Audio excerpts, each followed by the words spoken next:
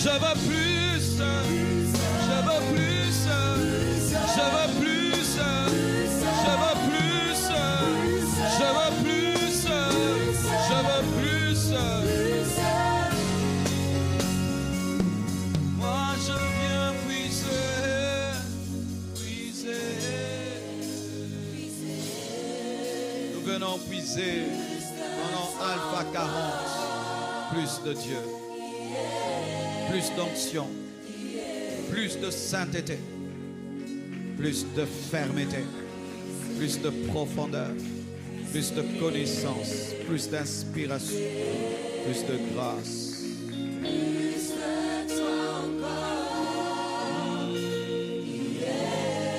Père, au nom de Jésus, je te prie d'exaucer les prières, d'exaucer les requêtes, de manifester ta puissance afin que ton peuple te glorifie. Bénis ta parole, bénis ce 5e jour, bénis tous les auditeurs dans le monde, fais des miracles ici et partout ailleurs, Père, au nom de Jésus-Christ. Amen, amen, amen, je dis amen, tu dis amen. Amen. Amen. Amen. Amen veut dire ainsi soit-il, ainsi soit-il, ainsi soit-il, ainsi soit-il, ainsi soit-il. Amen. Amen. Amen. Amen. Amen. Amen. Amen. Acclame le roi des rois, le Seigneur des seigneurs, Jésus de Nazareth, qui est digne de recevoir l'honneur, la gloire, la force, la puissance. D'éternité en éternité, il est Dieu. Nul n'est comme lui, nul n'est semblable à lui.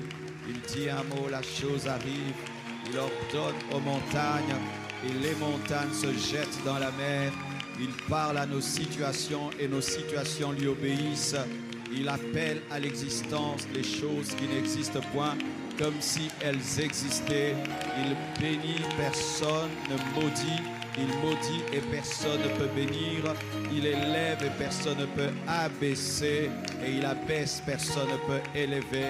Il a reçu le nom qui est élevé au-dessus de tout autre nom. Et devant son nom, tout genou fléchit au ciel, sur la terre et sous la terre. Et toute langue confesse qu'il est Seigneur, à la gloire de Dieu le Père. Il s'appelle Jésus, Jésus, Jésus, Jésus, Jésus, Jésus, Jésus, Jésus, Jésus, Jésus, Jésus. Bénis ta parole, bénis ton peuple et ce culte. Amen. Gloire à Jésus, to beteli Yesu maboko. Amen. Salue ton voisin et je te salue.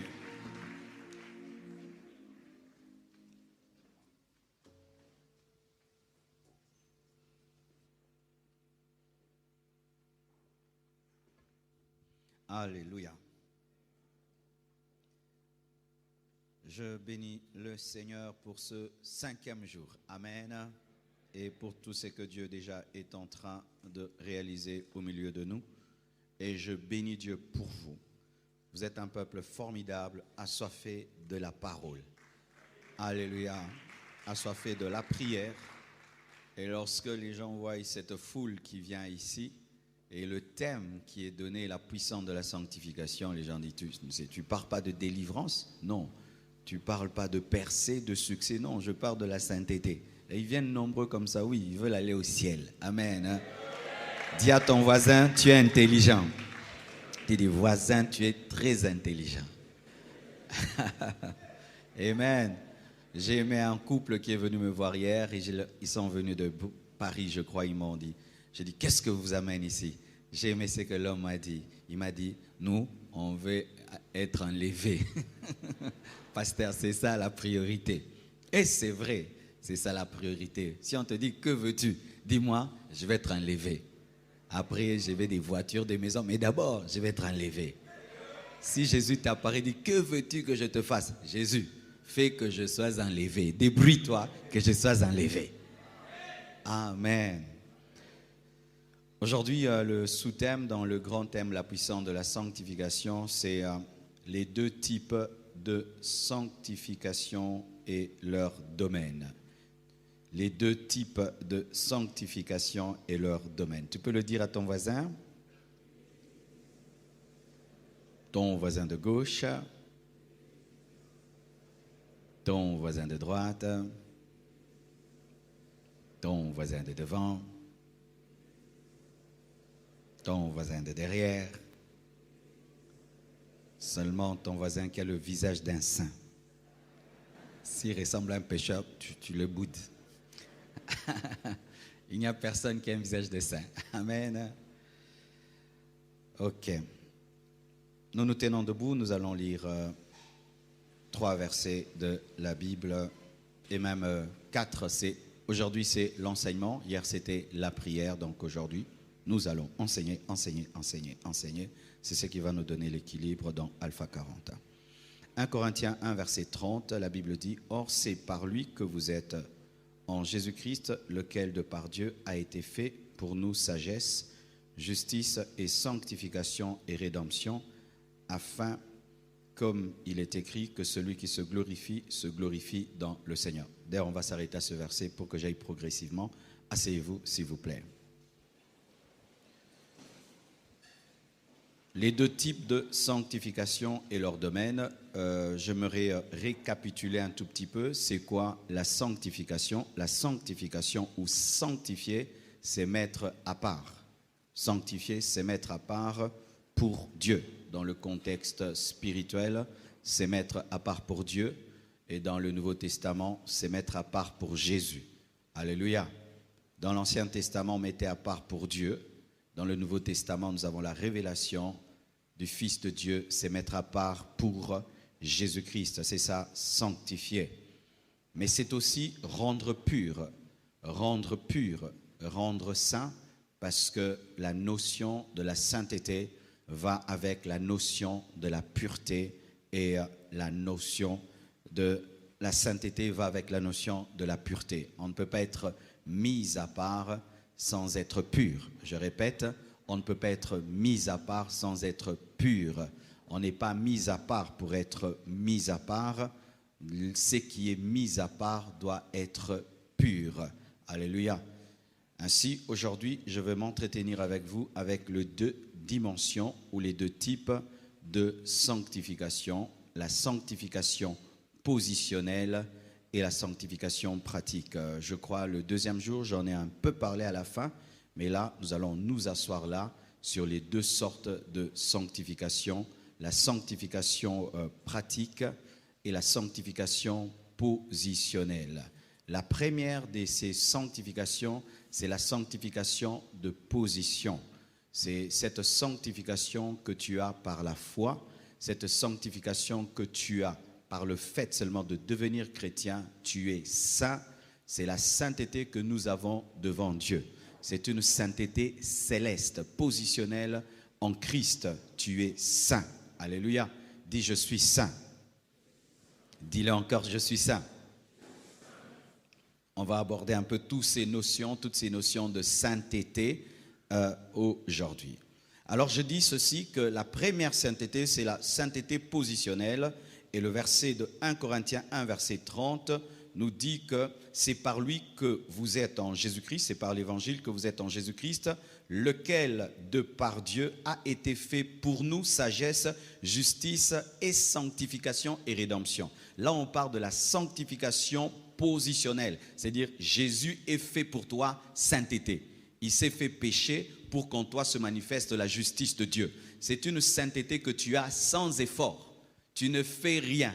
Tu crois seulement, Jésus se fait sainteté pour toi. Amen. Et c'est la première sainteté que Dieu donne.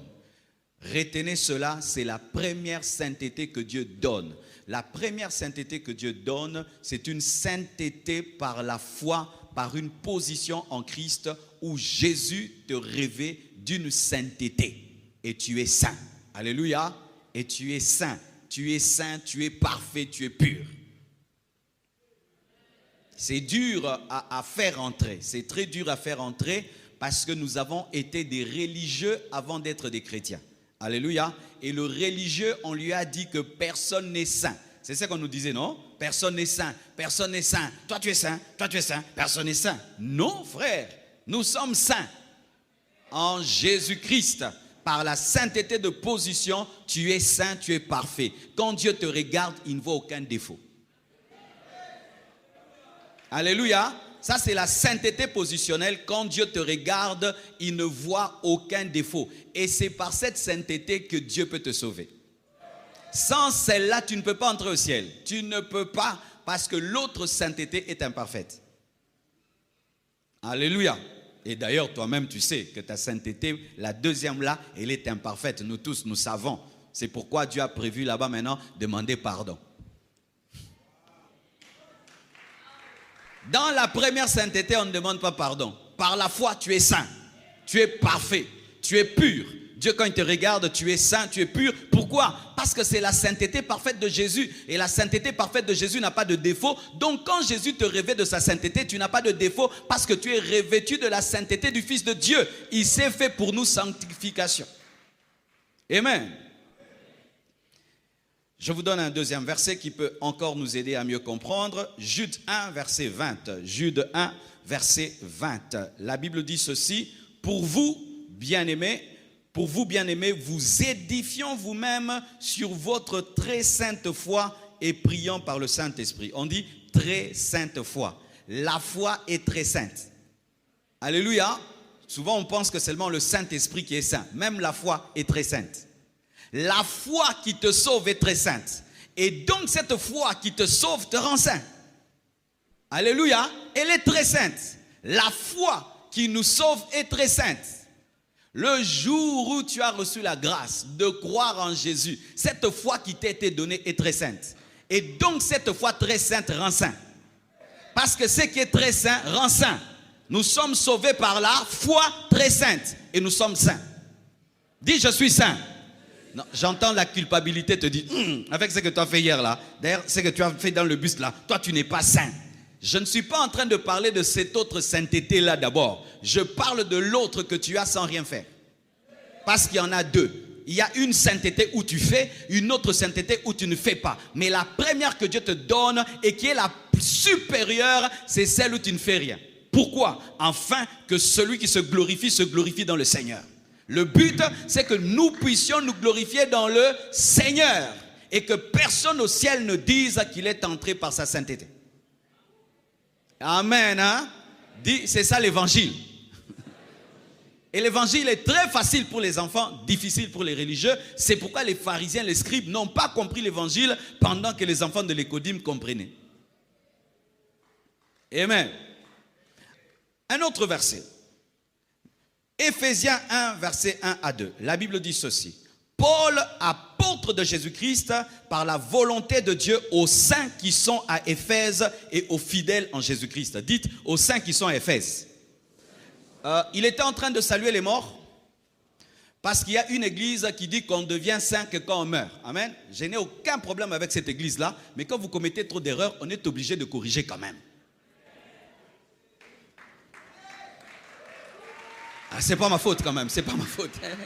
S'il y a trop d'erreurs, on doit corriger. Parce que la plupart d'entre nous, nous venons de là-bas. Alors ce qui fait que nous venons aussi avec un peu de tchenga de là-bas. Où on pense que être saint, c'est quand on meurt. Et il faut qu'il y ait un grand homme de Dieu qui a grandi, vieilli, habillé en blanc et qui parle lentement, qui te déclare saint. J'ai cité les noms de personnes. Alléluia. Et on dit que tu as été canonisé. Bien-aimé, la canonisation n'est pas biblique. La canonisation n'est pas biblique. Ce ne sont pas les hommes qui peuvent décider que quelqu'un est saint. Ce ne sont pas une réunion de 10 personnes et puis on dit il est saint. Pourquoi? Parce qu'il a fait 3 miracles dans la vie. Donc vous décidez, si quelqu'un fait 4 miracles, il est saint. Il y en a qui ont fait 1000 miracles. 1000 miracles, ils sont vivants. Donc tu dois d'abord mourir et après on va étudier ta vie si tu as fait 4 miracles réels et puis tu es déclaré saint. Où est le verset? Où est le verset? Paul appelle des vivants saints. Au sein d'Éphèse, ils n'étaient pas morts, ils étaient vivants. Est-ce que tu peux écrire une lettre mort? Au sein d'Éphèse, Paul appelait des hommes vivants saints. Qui? Toute l'église. Vous êtes des saints. Au sein, donc je peux voyager et puis je suis à Matadi et puis j'écris au sein de Kinshasa. Pourquoi? Par la sainteté de position, vous êtes saints.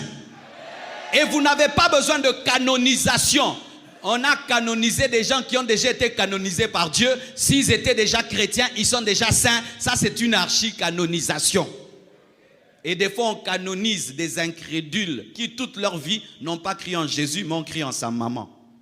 Ça aussi, des choses comme ça. Jésus a dit, je suis le chemin, la vérité et la vie. Toi, tu refuses Jésus, tu crois en sa maman, et puis toi, tu es déclaré saint. Tu es idolâtre, des idolâtres qui sont déclarés saints. On est saint pendant qu'on est vivant et on n'a pas besoin de mourir pour être saint. Et de deux, ce ne sont pas les hommes ou une église qui décide qu'on est saint, mais c'est Dieu qui te sanctifie en Jésus. C'est ça la Bible. Alors, à l'église, il faut se saluer. Saint Marcelo, ça va? Saint Béladé, ça va? Ouais, c'est ça, au sein d'Éphèse, au sein de Limété. Soyons bibliques. Est-ce qu'ils étaient morts?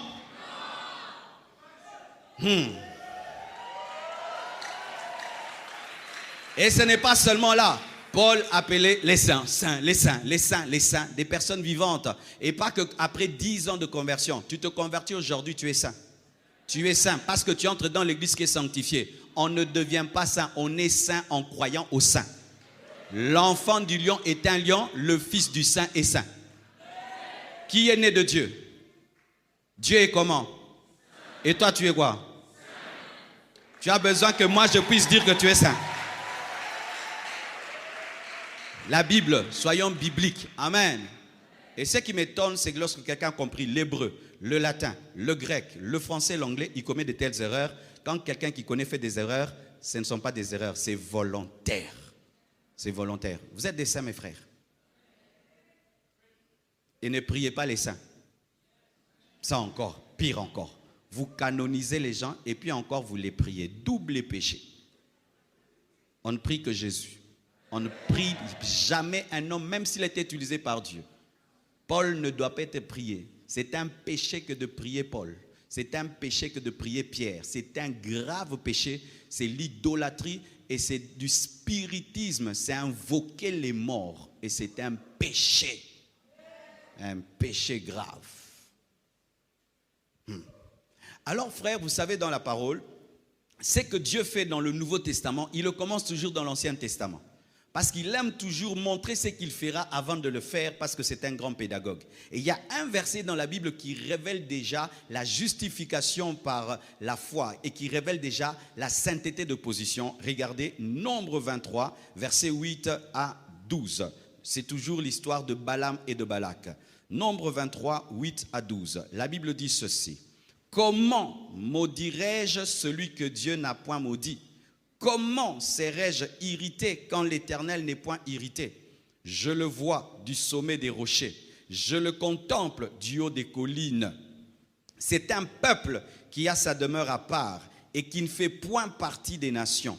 Qui peut compter la poussière de Jacob et dire le nombre du quart d'Israël? Que je meure de la mort des justes et que ma fin soit semblable à la leur.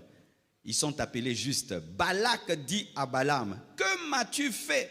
J'étais pris pour maudire mon ennemi et voici, tu le bénis. Il répondit et dit, n'aurais-je pas soin de dire ce que l'Éternel met dans ma bouche? C'est-à-dire que Israël était en guerre avec Balak et Balak reconnaissait le pouvoir spirituel de Balaam. Balaam est appelé des fois voyant, des fois prophète. Mais je crois que Balaam avait une communion avec Dieu parce qu'il parle de l'Éternel et Dieu lui parlait. Et il voulait que Balaam puisse maudire Israël afin qu'il y ait une puissance mauvaise qui vienne sur Israël afin que Balak remporte la victoire. Et une fois Balak est allé, il lui a proposé de l'argent, Dieu a refusé. Balak est venu, l'a insisté et puis Dieu l'a laissé aller. Mais malgré ça, lorsqu'il veut maudire, Dieu lui dit, ne le maudis pas. Tu ne peux pas maudire celui que j'ai béni. Et il appelle Israël juste. Mais Israël venait de commettre beaucoup de péchés. Dieu venait d'appeler Israël peuple au cou roide. Dans le désert, Israël a énervé Dieu. Ce n'était pas un peuple bon. Ce n'était pas un peuple qui craignait Dieu. Ce n'était pas un peuple qui faisait la joie de Dieu. Israël était dans la désobéissance. Mais lorsque Balaam veut maudire Israël, l'Éternel dit, tu ne maudiras pas celui que j'ai béni. Pourquoi? À cause de la position. À cause de la position. À cause d'Abraham. Alléluia. À cause d'Abraham qui est déjà une représentation de Christ pour dire qu'il y aura un peuple qui sera mis à part, qui sera appelé l'Église, qu'on ne pourra pas toucher à cause du Fils de Dieu. Ils sont dans le mal, mais Dieu dit, tu ne peux pas maudire celui que j'ai béni. Tu ne peux pas maudire celui que j'ai béni, malgré qu'ils font le mal. Ce n'est pas que je suis en train d'encourager le mal, mais je suis en train de présenter la Bible telle qu'elle est pour dire ceci, mes frères, que nous sommes d'abord forts par notre relation, ensuite par notre communion. Ma relation avec Oracle, c'est moi, je suis le Père, il est le Fils. Ma communion avec lui, c'est qu'il peut faire des choses qui me plaisent ou me plaisent pas. Je peux être fâché contre lui parce qu'il n'a pas eu des bons points. Je peux être fâché contre lui parce qu'il a mal parlé à sa sœur. Mais malgré que je suis fâché contre lui, il demeure mon fils. Alléluia. C'est pourquoi quand un chrétien pêche, il ne doit pas recevoir Jésus pour la deuxième fois. Il doit demander pardon, il continue sa route. Mais certains, vous recevez Jésus chaque fois que vous péchez, comme si votre relation est brisée. Non, c'est la communion qui est brisée, la relation demeure parce que la relation c'est par la foi, c'est par la position. Il y a deux choses dans la vie d'un chrétien, il y a la relation et la communion. Et il n'y a pas de communion sans relation. Il faut d'abord qu'il y ait une relation père-fils pour qu'il y ait une communion père-fils. Si tu te bats à avoir une communion avec Dieu sans que Dieu ne soit ton père, tu ne vas jamais y arriver.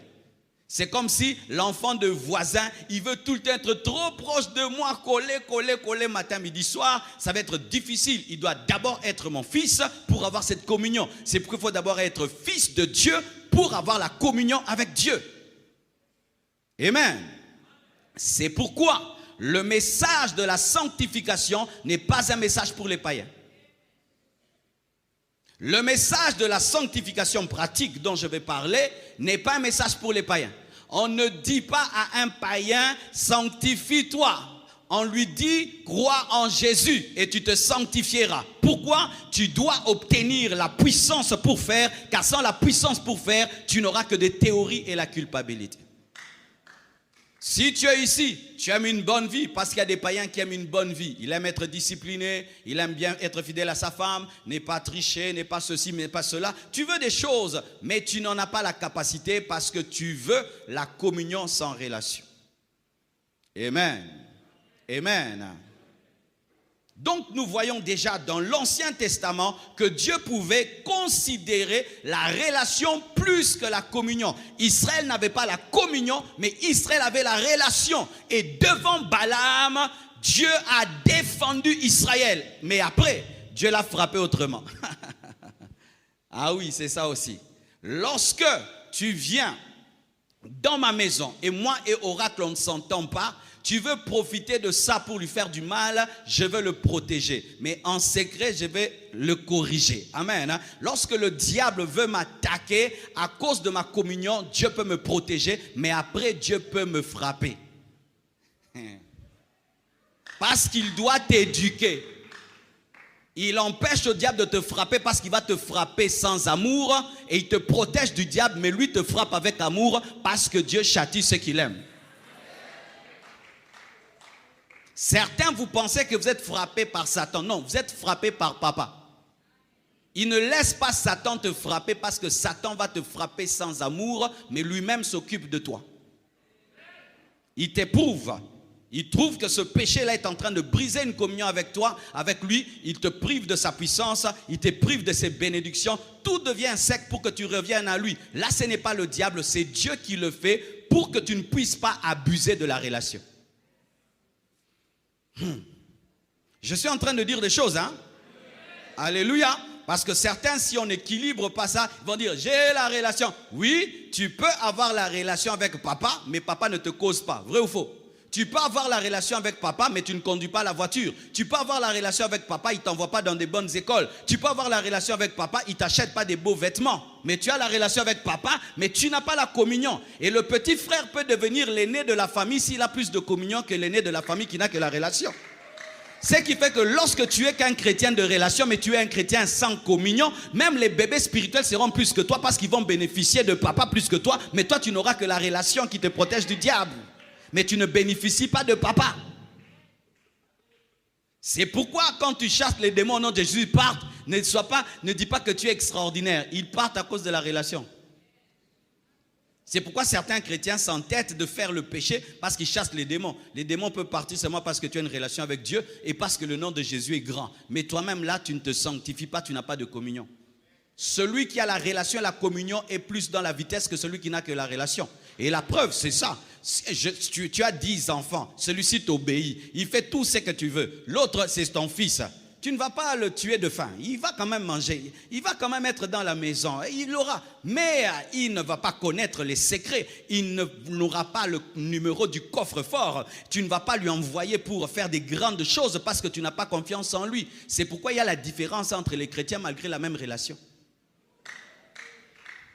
Nous avons tous le même Père, mais nous ne bénéficions pas du Père de la même manière à cause de la différence de la communion.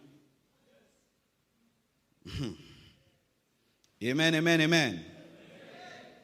Alors mes frères et sœurs, je viens de vous parler de la sainteté de position. C'est une position, qu'une sainteté que tu as par la foi. Jésus te l'accorde, tu ne fais rien, tu es saint. Pendant que tu es vivant, tu es saint. Dieu au ciel te considère saint parce qu'il te regarde au travers de son Fils. Jésus, c'est une sainteté qui n'a pas besoin d'œuvre, qui a besoin de foi. Mais je vous ai parlé de deux saintetés.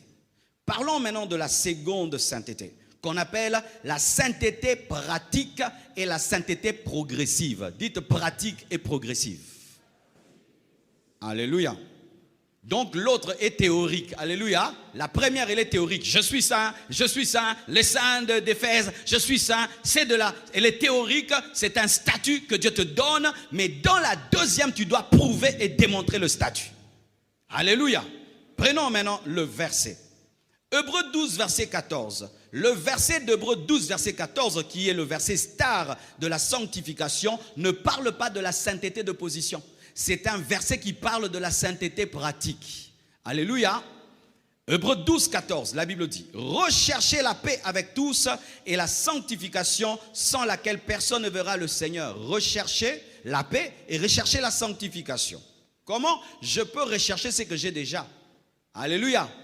Lorsqu'il y a la part de l'homme, il y a des efforts à faire dans la sainteté. Ce n'est pas la sainteté de position, là c'est la sainteté pratique. Quand on te dit recherche la sainteté, c'est la deuxième. C'est dire que tu l'as et tu dois encore l'avoir. Alléluia. Recherche, mais je l'ai déjà. Oui, tu es déclaré saint, maintenant tu dois le prouver.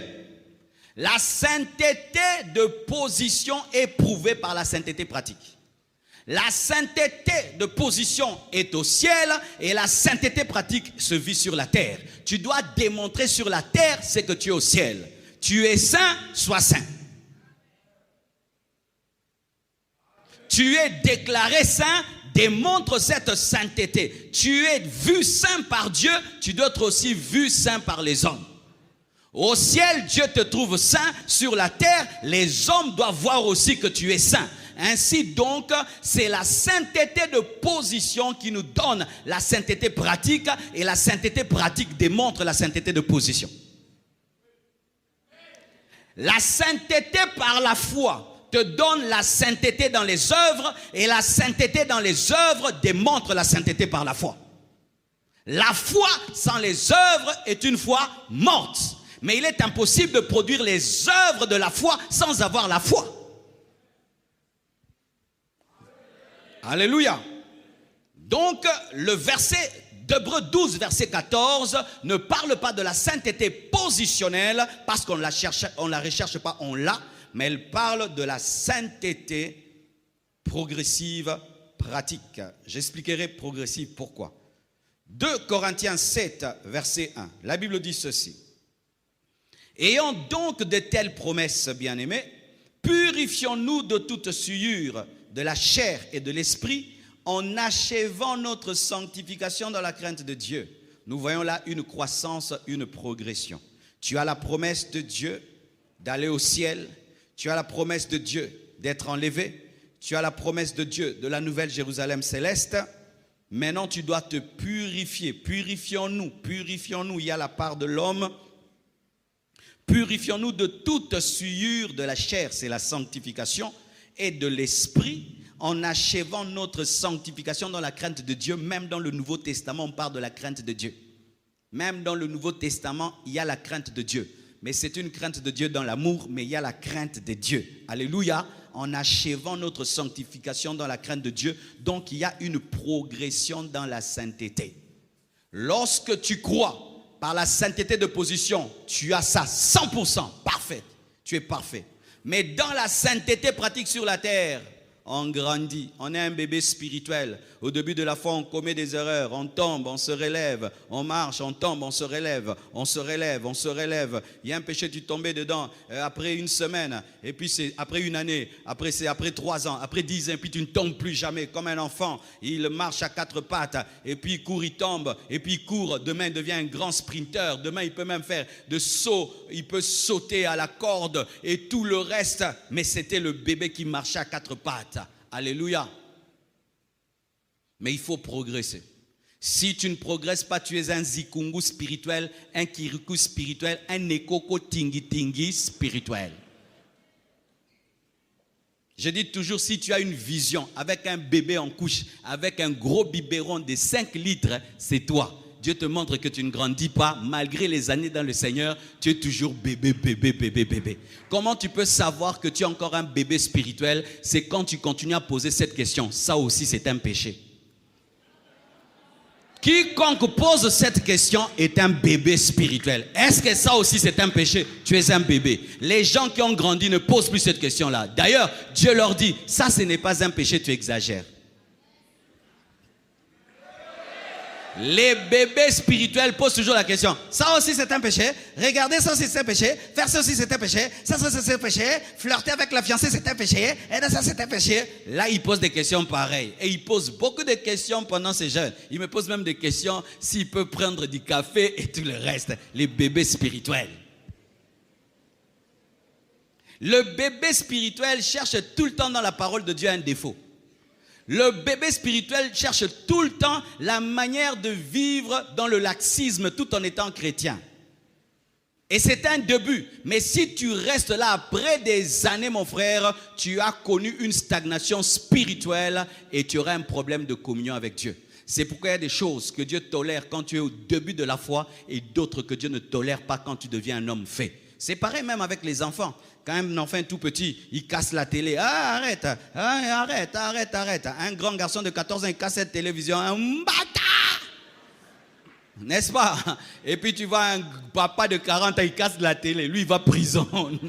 Pourquoi? Parce que naba âge joano ko sa makamabo été. Alléluia. Et naba âge spirituel aussi nango ko sa makamabo été. En français, avec ton âge spirituel, tu ne peux pas te retrouver dans de tels péchés. Tu devais déjà progresser jusqu'à parvenir à la stature parfaite de Christ. Parce que le but aussi, alléluia, donne-moi la main.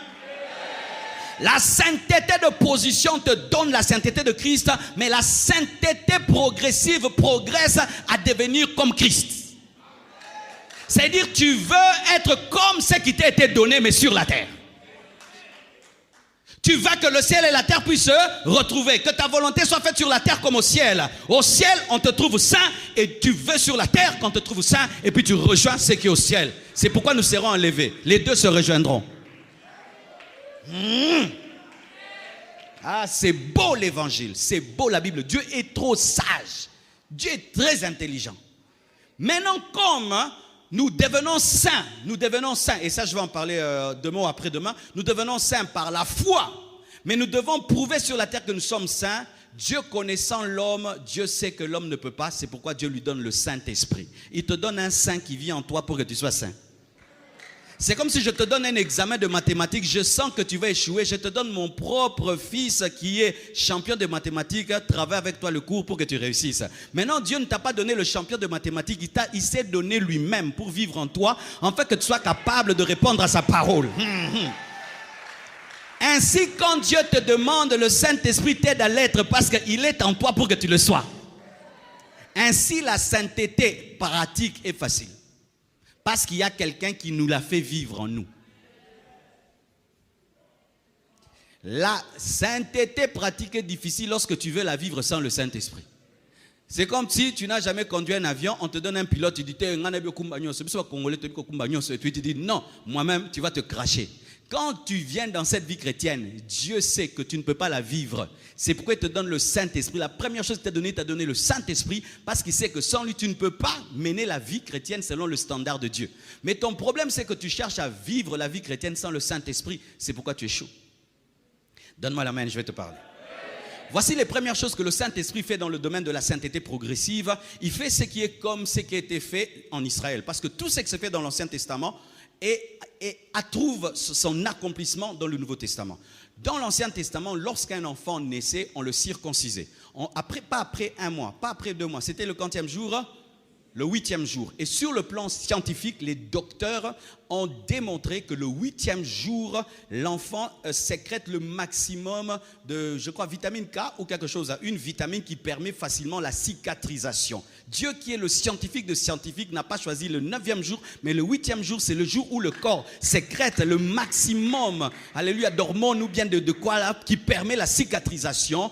Et Dieu ne fait pas qu'on puisse, alléluia, circoncire, à part Abraham et les autres là, quelqu'un qui est adulte, parce que la cicatrisation prend du temps et la douleur est très grande. Mais circoncire un petit enfant, c'est très facile et ça cicatrise plus vite. C'est pourquoi quand tu te convertis, Dieu te circoncis vite quand tu es un bébé spirituel avant que tu aies des versets contre la Bible.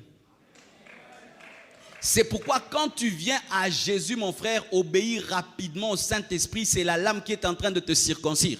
C'est pourquoi vous allez remarquer que sur 100% de votre sanctification, la plupart des péchés que vous avez abandonnés, 90 ou 80, c'était au début de votre conversion. Pourquoi? Parce que là, tu étais encore frais. Alléluia. C'est pourquoi les gens qui ratent leur conversion ratent aussi leur sanctification. C'est pourquoi tu ne dois pas te convertir dans une église de bénédiction. Il faut te convertir dans une église de repentance. Ensuite, on te présente la bénédiction. Car si tu commences avec la bénédiction, tu vas être circoncis à 40 ans. Et quand on circoncis papa à 40 ans, Bokolando hôpital Mobimba, et c'est quand tu entends quelqu'un, je viens d'abandonner l'alcool. Après combien d'années de conversion? 20 ans. Maintenant, toi tu abandonnes l'alcool après 20 ans de conversion. Tu avais fui au début. Il y a certaines personnes qui ont 20 ans dans le Seigneur, mais dans leur sanctification sont comme des gens qui viennent de se convertir, parce que la seule chose que vous avez eu à faire dans votre vie, c'est fuir la circoncision. Vous avez refusé que Dieu traite très tôt les choses qui se traitent très tôt. Tu vois, quand on vient à Jésus, on abandonne plein de choses. Abandonne ta copine, du coup, c'est fini. Mais si tu gardes une copine, malgré que tu es converti, tu la gardes 20 ans. Vous allez même avoir une doctrine de copinage en Christ, n'est-ce pas? Nous devons nous observer, nous devons être ensemble. Comment est-ce que nous pouvons nous marier sans nous connaître? Est-ce qu'on achète une voiture sans la tester? Il faut tester. Donc toi, tu deviens un frère testeur.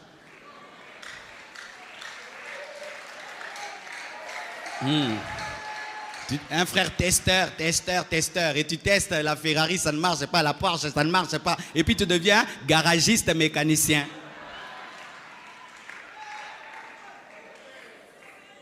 Mais ceux qui, quand ils viennent seulement à l'église, même s'il est venu avec sa copine, frère, lorsqu'on devient chrétien, on renonce à l'impudicité, et si ta copine, tu la relâches maintenant. Tu regardes, c'est fini, c'est fini. Toi tu pars comme ça, moi je pars comme ça. Ces gens grandissent, grandissent, grandissent, grandissent, grandissent. Quand on devient chrétien, on ne triche pas à l'école, on ne triche pas. Vaut mieux avoir 0 que aller avoir 10, aller en enfer. Il va à l'école là, on lui donne les docs, il jette les docs, il commence comme ça. Mais si tu maîtrises ça, même quand tu vas travailler, tu es père des enfants, tu vas voler dans la caisse de l'État. C'est pourquoi moi j'aime agresser les nouveaux convertis, les agresser avec l'évangile. Ou tu choisis Dieu ou Satan. Pas de milieu. Maintenant, pas demain. Parce que si je te laisse et je viens maintenant travailler après 10 ans, je vais trouver la peau qui est déjà dure. Tu auras déjà un cœur rempli de versets bibliques et d'expériences. D'ailleurs, il y a tel homme de Dieu, il est dans ces choses, mais Dieu l'utilise puissamment. Tu vois, tu as maintenant des expériences. Mais quelqu'un qui ne connaît rien, tu peux tout lui dire et il peut tout faire. Frère, vous qui venez de vous convertir, arrêtez d'être trop sage, abandonnez. Arrêtez de justifier des choses. Le travail de la sanctification est le plus facile au début de la foi et c'est quand on abandonne la plupart des choses. Si vous les gardez après 10 ans, ce sera difficile et des fois, il y aura déjà des démons derrière. Car le péché commence par la chair mais peut devenir démoniaque. Vous savez ça? Tu peux commencer par pécher, c'est la chair. Parce que vous devez savoir aussi qu'on ne pêche pas d'abord par le diable. L'homme ne pêche pas d'abord par le diable. L'homme pêche parce qu'il est pécheur. Mais lorsque tu demeures dans un péché de la chair, tu ouvres une porte à un démon. Maintenant, le démon va maintenant faire que ce péché demeure en toi. Et là maintenant, il faut te repentir, il faut aussi prier, chasser le démon. Et ça fait un grand travail. Quand tu viens à Jésus, accepte le travail du début. Alléluia. Accepte le travail du début. Il est intense le travail du début. Tu vas changer tellement. Ta famille ne va pas te reconnaître. Tes amis ne vont pas te reconnaître. Tu vas être tellement chamboulé. Mais il faut être chamboulé. Si vous n'acceptez pas d'être chamboulé par la parole et vous voulez aller trop lentement, vous ne grandirez pas. Et il y aura maintenant des maladies spirituelles en vous, des péchés résistants. Tu vois, quand tu te brûles pour la première fois, tu cries « Aïe !» Tu te brûles deuxième fois « Aïe !» Tu te brûles tout le temps. Tu deviens comme les mamans qui préparent. Elles ne se brûlent plus. La peau résiste au feu. Et quand tu viens pour la première fois et tu entends la parole, c'est le feu. Aïe ! Abandonne. Mais si tu résistes, après 10 ans, tu vas commencer à supporter. Tu vas supporter. Donc, quand on t'aime, allez qu'à partir. Allez qu'à partir. Où tu commences à dire, c'est qui va prêcher tel? Ah, je ne viens pas. Lui, il prêche toujours ça. Tu vois, tu deviens maintenant expérimenté. C'est quel séminaire? Je ne viens pas. Pourquoi? J'évite qu'il me culpabilise. Mais quand tu es nouveau, tu entends tout et tu pratiques tout. Prenez des décisions maintenant. Et si malgré les années dans le Seigneur, il y a un péché des bébés spirituels qui est en toi, demande pardon, répands-toi. Il va te faire rater l'enlèvement. Il va te faire rater l'enlèvement. Il va te faire rater l'enlèvement parce qu'on est enlevé et par la position et par la communion. Parce que pour épouser une femme, il ne faut pas seulement lui promettre je vais t'épouser, il faut qu'elle soit fidèle. Give me amen. L'enlèvement, c'est un mariage.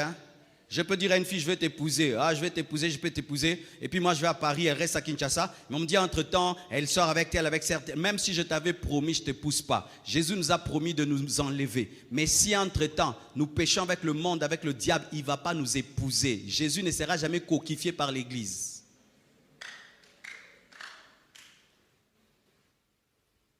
Sainteté progressive.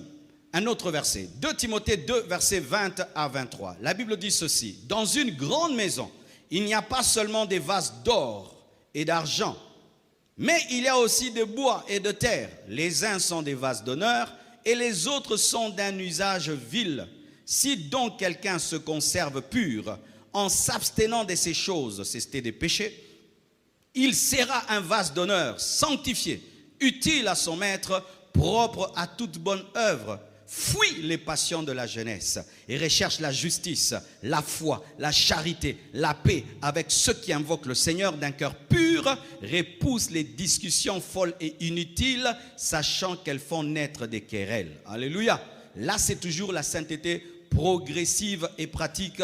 Paul est en train d'exhorter Timothée en lui présentant l'image d'une maison. Disons que dans une grande maison, il y a des vases d'or. Il y a des vases d'argent qui sont des vases d'honneur. Mais il y a aussi des vases de bois et de terre, comme dans la maison de Dieu. Dans la maison de Dieu, il y a des vases d'or. Et il y a aussi des vases d'argent. Et des vases de terre et de vases en bois. Qui es-tu dans la maison de Dieu? Tout dépend de ta sanctification. C'est la sanctification qui détermine qui tu es dans la maison de Dieu. Celui qui se conserve pur sera un vase d'honneur. Tu as déjà la relation avec Dieu qui te permet d'être dans la maison. Mais c'est ta communion qui va te valoriser dans la maison. Lorsque tu crois en Jésus, tu entres dans la maison. Mais si tu vis dans la désobéissance et tu vis dans le péché, tu refuses la sanctification pratique, tu seras un vase d'usage vil. Tu seras un gobelet en plastique. Tu seras le gobelet qu'on donne aux chiens. Tu seras le gobelet qu'on donne aux chats.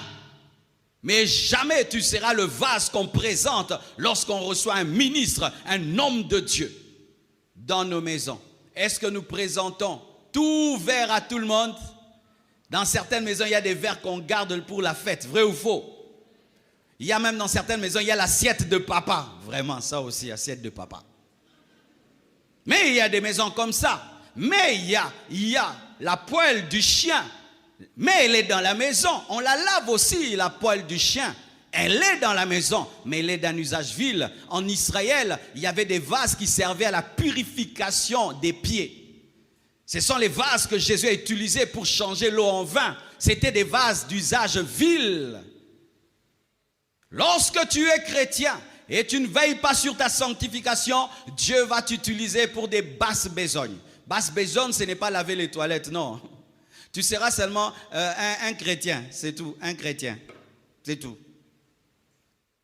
Quand Dieu veut faire des grandes choses qui lui touchent, il ne t'utilise pas. Lorsque Dieu veut manifester sa gloire, il ne t'utilise pas. Lorsque Dieu veut faire des choses qui impactent le monde, il ne t'utilise pas. En fonction de ta sanctification. Et vous vous plaignez, comment Dieu ne m'utilise pas? Il utilise les autres. Quelle est ta vie secrète? Quelle est ta vie secrète? Quelle est ta vie secrète? Qui es-tu dans le secret? Qui es-tu dans le secret? C'est ta sanctification secrète qui va déterminer ta valeur dans la maison de Dieu. Et si ta valeur dans la maison de Dieu est déterminée par les hommes, Dieu fera qu'on puisse enlever ce faux or qui est autour de toi pour révéler que tu es en bois et que tu es en argile. Parce que certains, ce sont des vases d'honneur, mais par les hommes. Et toute élévation par les hommes finit par être détruite parce que l'homme te donne le plaqué mais ne donne pas l'or pur. Ne sois jamais élevé par les hommes. Il fut un temps dans mon église, mes frères, je viens à peine de me convertir, j'entre dans une église, c'était une église de 20 personnes, les gens n'avaient pas un niveau intellectuel très élevé, et moi j'étudiais dans une bonne école, je parlais français, je prêchais en français, je chantais en français, je priais en français, et après une année, on m'a dit tu seras prédicateur. J'ai dit, ça c'est toi qui m'as élevé, Dieu ne m'a pas élevé, j'ai refusé l'élévation qui vient des hommes. Ayez l'humilité de dire je ne suis pas encore prêt. Alléluia. Parce que toi tu te connais très bien, moi je ne te connais pas. Si je veux t'élever ici, tu as des péchés secrets que toi-même tu connais. Moi je ne connais pas. Dis pasteur, pardon, je ne suis pas prêt. Tu m'aimes bien, mais Dieu ne m'aime pas. Dieu aussi m'aime, mais moi je ne l'aime pas. Ah oui, sinon ça va faire une explosion spirituelle. C'est pourquoi mes frères et sœurs, n'ayez pas l'élévation qui vient des hommes, qui vient des efforts charnels, mais l'élévation qui vient de Dieu, parce que Dieu peut voir que tu étais en terre, tu es en bois, tu es en argent, tu es en or. Dieu connaît ton évolution réelle. Et sache, donne-moi la main que je te parle. Lorsque tu deviens un vase en or, tu es aussi en danger parce que les voleurs vont te chercher. Nzungu ya nyau atela li libanda, est-ce que baïba rango? En français, hey, la poêle du chat, même si elle dort dehors, est-ce qu'on la vole? Est-ce qu'on veille sur elle? Mais elle a un vase d'or, qu'est-ce que tu vas en faire? D'ailleurs tu vas le mettre à la banque, n'est-ce pas? Tu vas le mettre dans un musée, n'est-ce pas? Pareil aussi. Frère, lorsque tu deviens un vase d'or, un véritable vase d'or, le diable va t'attaquer, les démons vont t'attaquer, les puissants des ténèbres vont t'attaquer. Mais comme Dieu sait que tu es un vase d'or, il va te protéger par les anges et par sa grâce. Mais si tu es une fabrication locale, tu es ta propre fabrication, la fabrication des hommes, tu ne seras pas protégé par Dieu parce que Dieu sait que tu es en bois, mais les gens pensent que tu es en or. C'est quand les gens reçoivent des attaques démoniaques, sataniques qui les détruisent parce qu'ils ont été élevés par des hommes.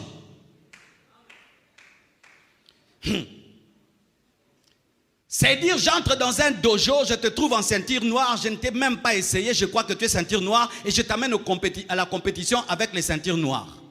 Liwato liwate. Et certains, vous êtes des ceintures noires, c'est parce que seulement vous avez une fière ou l'attaque en meba, l'attaque en montagne. Qui es-tu réellement dans le monde des esprits? Les fils de Xéba ont cru que s'ils parlent comme Paul, ils auront les résultats de Paul, alors qu'il fallait être comme Paul. Et souvent, c'est ce qui arrive maintenant aujourd'hui. La génération actuelle, ils regardent les hommes de Dieu. Marcelo prêche comme ça, moi aussi je fais comme ça. Il y a un jeune garçon comme ça à Paris. Il a commencé à se coiffer comme moi, laisser la barbe comme moi, porter des colmos comme moi, prêcher la sainteté comme moi. Il tombe avec les filles, il tombe. Il a cru que c'est la veste qui sanctifiait les cheveux et la barbe. Frère, ce n'est pas parce que tu t'habilles comme Marcelo que tu as la vie de Marcelo. Ce n'est pas parce que tu dis Jésus comme Paul que tu as la vie de Paul. Tu dois avoir la profondeur de Paul qui a commencé dans le secret lorsque personne ne le connaissait pas. Frère, sœur, qui es-tu vraiment? Et est-ce que ton élévation est égale à ta sanctification? La Bible le dit. Mais il n'y a pas seulement des vases d'or, des vases d'honneur et d'argent. Et aussi, si quelqu'un est un vase d'or, toi tu es un vase d'argent, ne sois pas jaloux. Alléluia. Il y a des fois des jalousies comme ça. Des jalousies comme ça. Quelqu'un vient, il monte ici, il prêche. Je vois la grâce de Dieu. Je dis, désormais, maman, comme la maman qui a prêché à la croisade, à la convention des femmes, elle s'appelle comment? Maman Lisa, elle prêche là, waouh, mon esprit est béni. J'ai dit, désormais tu entres dans l'équipe des prédicateurs. Elle va prêcher dans Alpha aussi, elle prêchera dans Alpha. Et puis toi tu te fâches. Oh, tu te fâches pourquoi? Qui t'a dit d'être vase en bois? Pendant qu'elle lisait la Bible, toi tu regardais Novelas. Toi tu regardais Novelas. Novelas, elle lit la Bible, il lit la Bible. Vous allez prêcher de la même manière? Maintenant tu es jalouse. Pourquoi elle prêche? Toi tu regardes Novelas pendant qu'elle lit la Bible. Toi tu es sur WhatsApp pendant qu'elle prie. Ne jalouse jamais la dimension de l'autre. Purifie-toi, sanctifie-toi. Il y a un Dieu pour tout le monde. Si tu es dans la maison, tu peux quitter le bois pour devenir l'or. Parce que Dieu est un potier. Dieu est un potier. Dieu est un potier. Il peut te changer en vase de terre et tu deviens un vase d'or. Si tu te purifies et tu chasses la sueur. Repousse les discussions folles et inutiles. J'en parlerai. La sanctification de la bouche. Mais sachez, mes frères et sœurs, que dans la sanctification, il y a une dimension par la foi, la sainteté de position, il y a une dimension pratique dans les œuvres sur la terre, la sainteté pratique et progressive qui nous demande de grandir. Où tu quittes la terre, tu deviens le bois, tu deviens l'argent, tu deviens l'or et tu deviens un homme utile pour Dieu. Quand Dieu veut faire quelque chose, il regarde sur la terre, il dit viens, Daniel, je te révélais ceci. Oh, je vais amener le déluge. Qui va faire l'arche? Noé, fais l'arche. Je vais révéler l'évangile de la grâce. Qui? Paul, viens. Je vais te donner l'Apocalypse. Oh, Jean, viens, prends l'Apocalypse. Vase d'honneur. Quand Dieu veut faire quelque chose dans cette église, est-ce qu'il te cherche? Quand Dieu veut sauver une âme, est-ce qu'il te cherche? Quand Dieu veut faire du bien à quelqu'un, est-ce qu'il te cherche? Quand Dieu veut donner un ordre de bénédiction à quelqu'un, est-ce que tu cherches? Je vais te donner à quelqu'un une voiture. Qui est capable de donner une voiture? Lui, il peut donner. Allez, donne la voiture. Il donne. J'aimerais construire le temple. Qui peut construire le temple? Lui, il peut. Toi, construis le temple. Il construit le temple. J'aimerais guérir un malade. Qui a la foi, qui peut toucher quelqu'un et il est guéri? Lui, touche-le et il est guéri. C'est ce que Dieu fait. Qui ces derniers temps m'écoute? Toi tu es plein de films, même dans les jeunes, films. Malgré les jeunes, toi tu regardes les séries, tu regardes les films, tu regardes les séries, malgré les jeunes. Maintenant Dieu veut parler. Qui? Ah, lui il est plein de films dans la tête, il ne va pas entendre. Il va croire que c'est Commando qui lui a parlé. Ah, lui.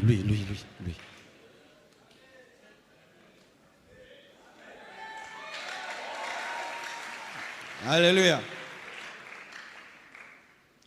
Mes frères et sœurs, nous pouvons grandir. Dis à ton voisin, tu peux grandir. Tu peux grandir. Alléluia. Alors, parlons maintenant des domaines. Oui, on a le temps. Les domaines de la sanctification progressive ou pratique. Les domaines de la sanctification de position, c'est le ciel. C'est au ciel, devant Dieu. Domaine de la sainteté de position, Dieu. Je suis saint devant Dieu. La sainteté de position, c'est devant Dieu. Dieu te regarde en Christ et il te déclare saint, parfait. La sainteté de position, son domaine, Dieu, le ciel, point barre, par la foi. Mais maintenant, la sainteté progressive et pratique sur la terre, dans les œuvres, a plusieurs domaines. 1 Thessaloniciens 5, 23 à 24. 1 Thessaloniciens 5, 23 à 24. La Bible dit ceci. Que le Dieu de paix vous sanctifie lui-même tout entier et que tout votre être, l'esprit, l'âme et le corps soient conservés irrépréhensibles lors de l'avènement de notre Seigneur Jésus-Christ. Celui qui vous a appelé est fidèle et c'est lui qui le fera. Alléluia. Et là, déjà, vous voyez une chose, que ce soit pour la sainteté de position ou pour la sainteté de pratique, c'est Dieu qui le fait. Ce n'est pas que d'un côté, la sainteté de position, c'est Dieu qui le fait. La sainteté pratique, c'est toi qui le fais. Non, tu dois collaborer avec Dieu pour qu'il le fasse. Et d'ailleurs, j'aimerais expliquer quelque chose avant de parler de cela. Souvent, nous nous posons cette question. Quand Satan, parce que si on parle aujourd'hui de sainteté, c'est à cause de Satan. Amen. Hein? S'il n'y avait pas Lucifer, on ne parlerait pas de sainteté. C'est lui qui a amené le péché dans l'univers. C'est lui qui a amené le péché dans le ciel. Quand le diable, Lucifer, a commencé à convoiter le trône de Dieu, Dieu ne le savait pas? Dieu le savait. Quand Lucifer a commencé à intoxiquer le 1/3 des anges, Dieu le savait? Dieu le savait. Pourquoi Dieu ne l'a pas fait disparaître? Et Dieu ne l'a pas tué, du coup fait disparaître, du coup, pour qu'il n'y ait pas tous ces problèmes. Pourquoi il ne l'a pas fait? Voici, mes frères, la réponse. Et cette réponse pour Lucifer est la réponse aussi pour toi. Parce que Dieu voulait que Lucifer puisse se soumettre à lui volontairement. Dieu voulait que les anges qui sont restés ne restent pas près de lui parce qu'ils ont peur de lui, mais parce qu'ils aiment. Je donne un exemple. J'ai 4 enfants. Un de mes enfants me manque du respect, je le tue. Tous les 3 qui restent là vont rester comme ça. Va dormir. Va manger. Ça, c'est une famille. Dieu ne voulait pas avoir des Michael qui tremblent, des Gabriel qui tremblent. Il voulait des Michael et des Gabriel qui l'aiment. C'est pourquoi il a laissé Lucifer commencer et terminer ce qu'il a commencé. Pour que les autres anges restés fidèles, eux aussi comprennent que le péché c'est mal. Et qu'ils restent près de lui volontairement. Michael est soumis à Dieu parce qu'il le veut. Ce n'est pas parce que c'est un robot. Alléluia. Et il laisse maintenant Satan, Lucifer, il fait son mouvement et tout, il crée un coup d'état et il laisse le coup d'état entre guillemets qui veut réussir. Mais par sa puissance, il le précipite. On ne dit pas qu'il le fait disparaître ou le tue, il le précipite. Il le fait descendre pour montrer à Michael, à Gabriel que le péché fait descendre. Alléluia. Et il les chasse de sa présence. Eux qui étaient des anges glorieux, ils étaient beaux, ils deviennent vilains. Mes frères, si tu vois un démon, il est vilain. Très vilain. Très laid. Les démons sont vilains. C'est pourquoi ils rendent vilains aussi. Tu vas voir un petit enfant, il devient sorcier. Tu as comme bilongi moi non, je sais qu'il te baby boy pas des démons. En français, les démons rendent vilains. Tu vas voir un petit enfant, il devient sorcier. Tout d'un coup, il devient vilain. Les démons. Les démons sont très vilains. Les démons ne sont beaux que quand ils font les make-up. Spirituels. Donne-moi la main que je te parle. C'est écrit dans la Bible que le diable se déguise en ange de lumière parce que c'est un ange de ténèbres. Et le make-up, je ne dis pas que ça vient de lui, mais on dirait que ça peut venir de lui. Quand même, ce n'est pas gentil. Ma soeur, naturellement, tu as un nez carré. Le make-up, tu fais un nez pointu. Naturellement, tu as des yeux ronds comme ça. Le make-up, maintenant, ça devient comme les Chinois. Un garçon tombe amoureux de ses yeux des Chinois, de ses nez pointus. Le matin, quand tu te laves, nez carré, yeux ronds. Ça, c'est vraiment très méchant. C'est l'escroquerie. L'escroquerie. Je donne un conseil à tout homme qui veut se marier. Dis, lave-toi le visage. Eh, non, c'est là, sokole longi. Quoi? Sokole longi, maman. Sokole longi, sokola, et longi, na mona ba bouton, ba loto, na ba bouton. Na ba nez épaté. En français. Frère, tu veux épouser une femme, elle est en make-up, dis là, va te laver, j'attends. J'attends voir tous tes boutons, toute la géographie, et je vais voir tous les lotos et ton nez épaté. Nous, on s'est mariés à la bonne époque. Nous, vraiment, nous sommes mariés à la bonne époque. Il n'y avait pas de telles choses. Mais les gens d'aujourd'hui, avant et après, vraiment, ce n'est pas elle. Déguise en ange de lumière.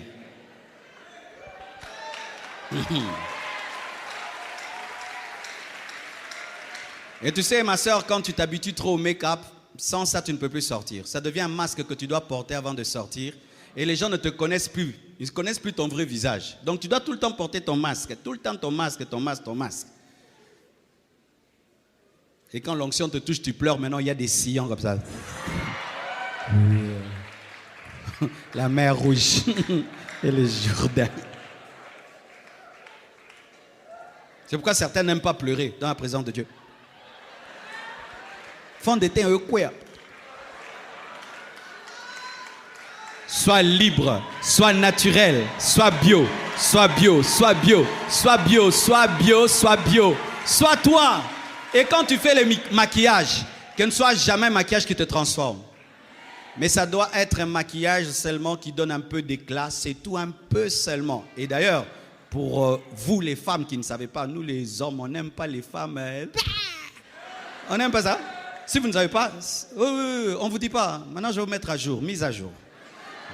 Chères sœurs, voici la mise à jour actuelle. Nous les hommes de 2022, les femmes, cahiers de dessin, insupportables. On veut telle qu'elle est, bio. Tu vois comme la chikwang elle est, chikwang. Si on la parfume à la menthe, tu vas la manger? Nous on est comme ça, la chikwang telle qu'elle est. Oui, si vous ne savez pas, si vous ne savez pas. C'est pourquoi tu vois quand un blanc veut épouser une noire, il épouse quel genre de noir? Avec des cheveux crépus, n'est-ce pas? Si elle met des mèches, il ne va pas l'épouser. Si elle met des longs trucs, il ne veut pas une blanche un noir qui ressemble à une blanche. Lui, il veut la noire. Il cherche la noire vraiment noire. Avec des cheveux crépus, nez épaté, grosses lèvres. Moi, je veux la noire. Mais la noire là, elle a cette beauté de noir là. Tu veux ressembler à une blanche. Comme si Dieu s'est trompé. Arrêtez de mettre les chocos. Vous êtes très belle en noir. Restez. Hein? Maman Nigel, reste comme tu es bien. Arrêtez. Arrêtez. Aimez votre peau. Aimez votre peau. Aimez votre peau. Aimez votre peau. Aime-toi. Aime ta peau. Le diable ne s'aime pas. C'est pourquoi lorsqu'il apparaît, il doit se déguiser en ange de lumière. Parce qu'il connaît que son apparence, c'est l'apparence du dragon. Et le dragon fait fuir. Lorsqu'il s'est rebellé, on l'a appelé dragon. Dragon. Dragon. Directement. Dragon. Dragon. Et maintenant, lorsqu'il est précipité sur la terre, voici ce qu'il fait. Il trouve un homme qui vit dans la présence de Dieu, dans la sainteté avec Dieu. Et maintenant, le pécheur est un jaloux. Quand il voit que tu vis dans la sainteté et il connaît les bénéfices de la sainteté, il voudra te faire pécher comme lui. Ayez très peur des ex-serviteurs de Dieu. Ayez peur des ex-ouins. Ayez peur des anciens frères en Christ, des gens qui aimaient Dieu, qui ne l'aiment plus. Ils sont comme le diable. Quand il te voit prier, tu lui rappelles sa vie de prière. Quand il te voit adorer, tu lui rappelles. Il voudra que tu pêches pour que tu lui ressembles. Et c'était ça. Lorsque l'homme et la femme étaient en communion avec Dieu, Satan était dans une grande jalousie. Il voulait que ce qui lui est arrivé arrive à l'homme. Et il a fait ce qu'il a fait aux anges. Aux anges, il les a amenés à douter en Dieu pour qu'ils croient en lui. Et il a amené encore Ève à douter en Dieu pour croire en lui. Quand seulement elle mange, Dieu aussi laisse. Pourquoi? Parce que Dieu ne voulait pas 2 prisonniers dans le jardin d'Éden. Dieu voulait 2 personnes libres. C'est pourquoi il n'a pas coupé la tête du serpent quand le serpent parlait et il n'a pas rendu muet le serpent. Pendant que le serpent parlait, Dieu entendait et il a regardé. Je veux voir si Ève va croire ou pas. C'est comme si ta femme, jamais on l'a tentée. Elle dit qu'elle est fidèle. Oui, elle est fidèle. Mais si son chef l'a dérangé, et elle te dit, elle refuse, ta femme est fidèle. Parce qu'elle a eu l'occasion d'être infidèle. Et Dieu, c'était l'occasion de savoir si vraiment l'homme l'aime. C'est pourquoi Dieu laisse aussi la tentation pour savoir si tu l'aimes. C'est pourquoi il y a le mal dans le monde. Parce que nous devons être libres de faire le bien ou le mal. Aucun de nous ici n'a été attrapé par Dieu. Toqué église.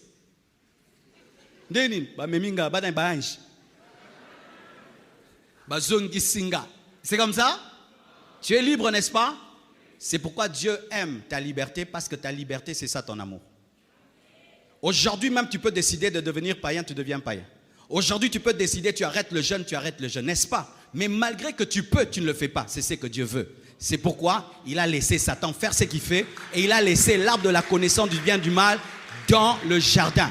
Arrêtez de dire pourquoi il y a le diable, pourquoi il y a le péché, pour que tu sois libre de choisir. Dans un monde où il n'y a que le bien, il n'y a pas de choix. Quand il y a le bien et le mal, il y a le choix. Et les gens qui font le bien l'ont choisi. Et ce sont des personnes libres et c'est cet amour-là qui touche Dieu. Dieu sait que tu as la capacité de faire le mal. Il le sait, mais tu ne le fais pas. C'est pourquoi il sait que tu l'aimes. Alléluia. Alors arrêtons de dire ces choses. Seigneur, pourquoi tant de péchés dans le monde? Pour que tu m'aimes davantage. Comment tu me mets dans une famille où tout le monde pêche? Pour que tu sois le signe de ma sainteté parmi eux. Alléluia. Pourquoi tu permets? Non. Lorsque la femme de Potiphar a tenté Joseph, Joseph n'a pas pleuré, mais il a prouvé à Dieu qu'il l'aimait et qu'il était prêt à aller en prison pour Dieu. Et Dieu l'a élevé et a fait de lui un grand homme. Jésus, conduit par le Saint-Esprit, est allé dans le désert pour être tenté. Si ta sanctification, c'est quand il n'y a pas de tentation, frère, tu vas tomber. Dieu permettra que tu sois tenté. Dieu permettra que tu sois tenté. Si, moi, je pêche pas. Tu as déjà été tenté? Jamais. On ne sait pas encore. Comment tu peux dire que tu es 4x4 si tu n'as jamais gravi une montagne? Certains, vous êtes debout parce que jusque-là, Satan ne vous a pas tenté à votre goût. Et Dieu l'en empêche parce que tu es encore un bébé. Il dit non, pas maintenant, pas maintenant. Mais sache, quand tu vas grandir, il va permettre que tu sois tenté à ton goût pour qu'il sache que tu l'aimes. Oui, il y a des tentations qui arrivent toujours et tu dois prouver à Dieu que tu l'aimes. Ne soyez jamais tenté, étonné d'être tenté, ça fait partie du processus. Ah, je suis tenté, donc je vais tomber. Non. Donc Dieu vraiment veut que je le prouve que je l'aime. Seigneur, merci pour cette occasion que tu me donnes pour que je te prouve que moi je te vois partout. Alléluia. Pour que je te prouve que je t'aime. C'est pourquoi si tu as une sainteté de la communion fraternelle ici à l'église, mon frère, le jour que tu seras quelque part où il n'y a pas l'église, ta sainteté sera révélée. C'est pourquoi beaucoup, quand ils vont en Europe, ils abandonnent Dieu. Parce que lui, il avait une sainteté d'église. C'était une fausse sainteté. C'est parce qu'il était entouré des saints qu'il était saint, mais il n'avait pas une propre sainteté. C'était un infirme spirituel, mais on pensait qu'il marchait par lui-même. Ah oui, ah oui, ah oui. Est-ce que tu es capable d'être saint, de prier, de jeûner, de lire ta Bible sans qu'il n'y ait aucun chrétien à côté de toi, aucun pasteur? Un jour, Dieu va te mettre dans une telle situation et il saura si tu l'es. Parce que Dieu doit éprouver sa femme avant de l'épouser. Un jour, tu auras l'occasion de voler beaucoup d'argent, et personne ne saura. Dieu voit maintenant si tu vas voler ou pas. Dieu voit. Dieu voit. Iba. Osomba bandako, osomba bwe, koyibate. Iba. Patron, quand on a fait le calcul, il y a une erreur. Il y a un excédent de 500 000 $. Venez prendre.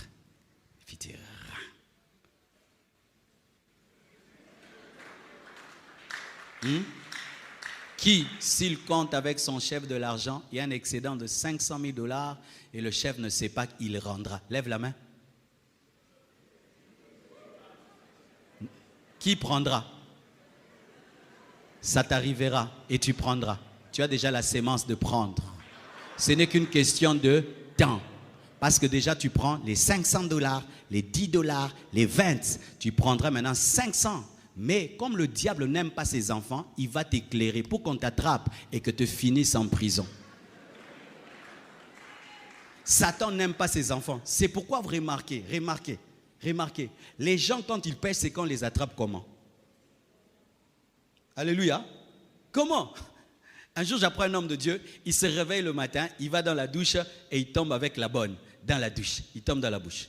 Mes frères, c'est seulement le jour qu'il va là-bas que sa femme, tout d'un coup, se réveille aussi, va aller dans la douche et l'attrape. Qui a réveillé sa femme? C'était Dieu ou Satan? Satan a dit, réveille-toi, va m'attraper cet homme-là. Comme ça, votre couple se déchire. Aujourd'hui, ils sont divorcés. Satan a fait échec et mat. C'est seulement le jour où tu voles, tu touches comme ça là, et ton chef entre. La médaille. C'est Satan qui a dit, va vite, va me l'attraper. Parce qu'il n'aime pas ses enfants. On t'attrapera, on te kanguera, on t'attrapera, on te kanguera. Toutes ces vidéos-là qui circulent sur Internet, comment? Qui a fait ça? Satan. Il te pousse au péché, puis filmez, montrez. Satan. Satan n'aime pas ses enfants. Fais très attention. Quand il te pousse à pécher, il te fait oublier sa haine. Il te montre que lui t'aime. Il te donne la liberté et le plaisir. Mais quand tu vas finir, il va te montrer que lui c'était un traître. Il va t'exposer alors que Bossala qui copent ensemble.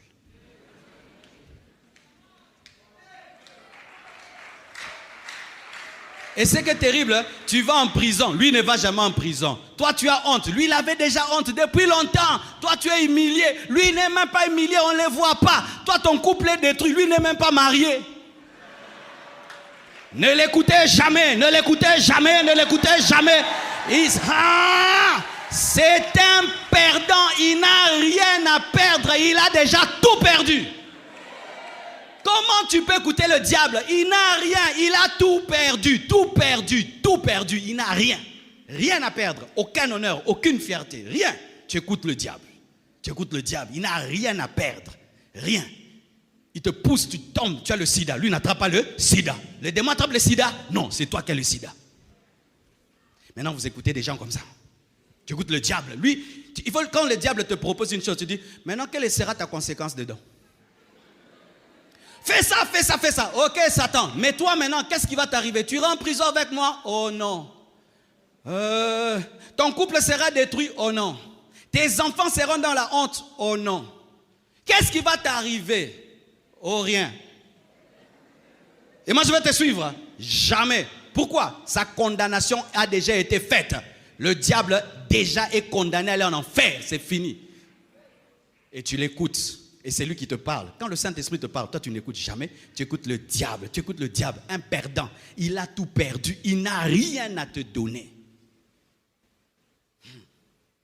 Alors, Dieu, qu'est-ce qu'il fait?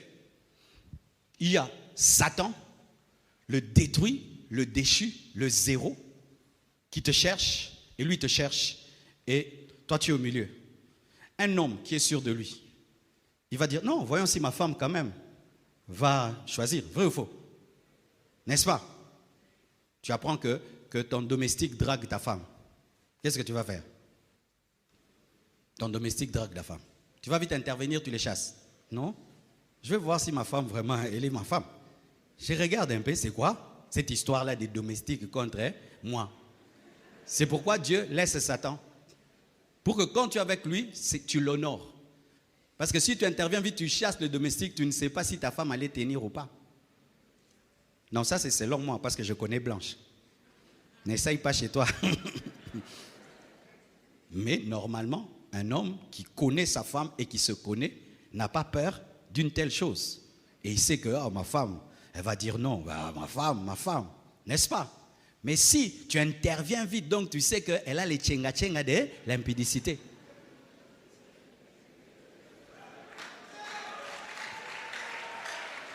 Tu connais les tchenga-tchenga?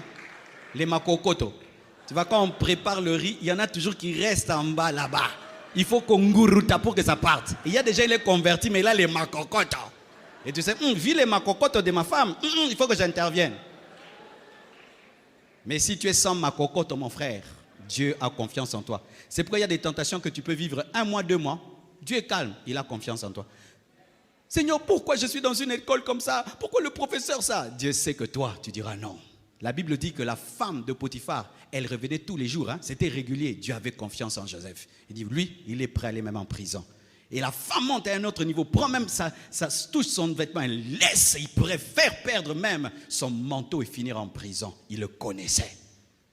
Les tentations, mes frères, sont des preuves que Dieu sait que tu l'aimes. C'est pourquoi quand Jésus est allé dans le désert, ce n'est pas un petit démon qui est venu, c'est Satan lui-même. Personne ne pouvait encore venir, il fallait seulement lui-même. Et Dieu était sûr que 4 fois Jésus vaincra. Est-ce que tu as ce niveau-là? Où Dieu dit, il peut aller même dans un pays athée, il va rester chrétien. C'est pourquoi certains, vos parents vous envoient étudier quelque part. Tu vas en URSS. Et ils sont sûrs de toi. Pourquoi? Il sait, je l'ai bien éduqué. Cet enfant est éduqué, il sait étudier, est discipliné. Tu le paies le billet, il part. Et ton enfant étudie, il devient un grand homme, il revient. Parce que tu connais l'éducation. Si des parents n'ont pas peur pour leurs enfants parce qu'ils les ont éduqués, et Dieu aura peur pour toi, c'est pourquoi mes frères et sœurs, face à la tentation, sois calme. Dieu est calme, sois calme. Il est sûr de ce qu'il t'a donné. Le problème, c'est que tu t'agites dans la barque et la barque se renverse. C'est-à-dire que tu es tellement conscient de la tentation que tu oublies Dieu qui est en toi. C'est pourquoi le Saint-Esprit ne te donne pas des stratégies pour vaincre la tentation. J'ai dit des choses, hein? Alléluia. J'espère que quelqu'un est béni, hein? J'espère que quelqu'un est édifié. Acclame le Seigneur. Alors, aujourd'hui, je vais seulement parler d'une dimension. J'ai lu dans 1 Thessaloniciens 5, versets 23 à 24, que le Dieu de paix vous sanctifie lui-même entier, tout entier quoi? Esprit, âme et corps. Vous voyez, on dit esprit, âme et corps. Pourquoi? Parce que l'homme est un esprit qui possède une âme qui habite un corps. On n'a pas dit corps, âme et esprit. Souvent les hommes disent corps, âme et esprit. Pourquoi? Le corps, c'est la partie matérielle que nous voyons.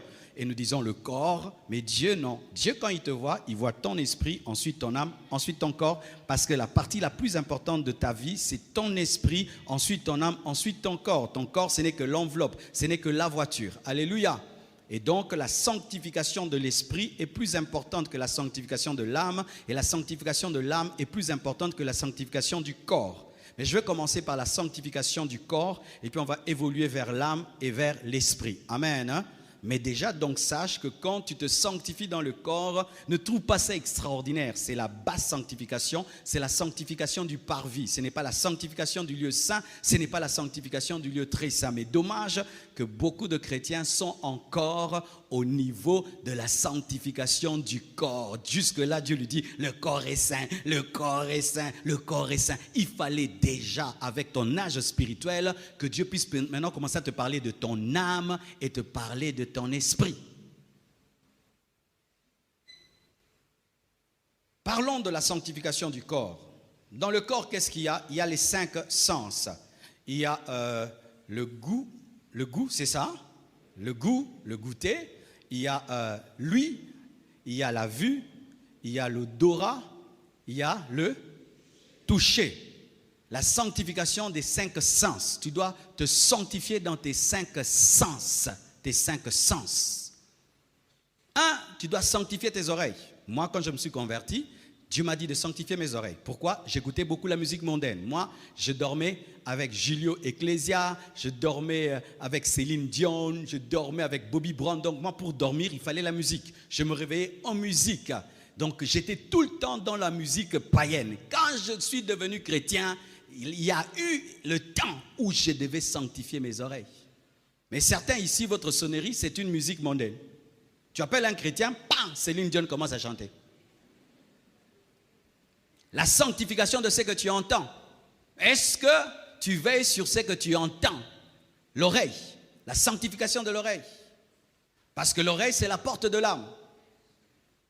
La sanctification des yeux, c'est que tu regardes et comment tu regardes. Et aujourd'hui, vraiment, avec l'Internet, TikTok, Instagram et tout, la pornographie, tu dois arriver à sanctifier tes yeux et ta manière de regarder.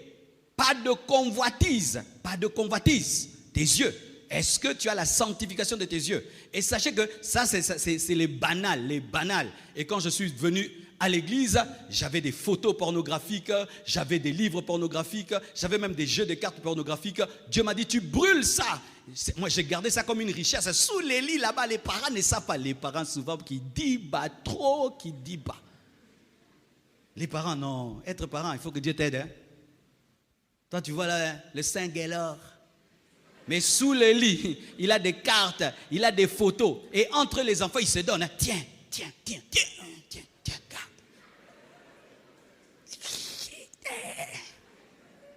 Et ma mère, mes parents ne savaient pas que j'avais une richesse démoniaque.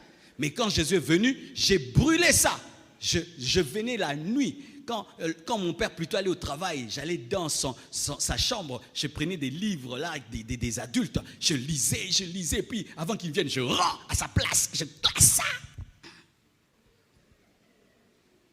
Et puis je ne lisais plus. Et quand je me suis converti, et je lui ai dit, papa, tu me donnes tes livres, je les brûle. Il a pris ses livres, on les a brûlés. La sanctification des yeux. Et la Bible parle du second regard. Quand tu regardes une femme, tu la regardes seulement comme ça. Comme ça. Pas. Jamais. Même quand tu conduis.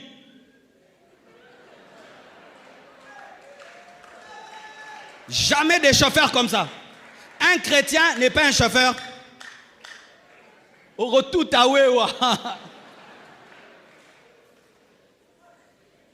un chrétien conduit comme ça. Et tu sais, quand tu conduis et ta femme est là, les femmes sont terribles. Hein. Même si elle voit une belle femme là, elle suit tes yeux.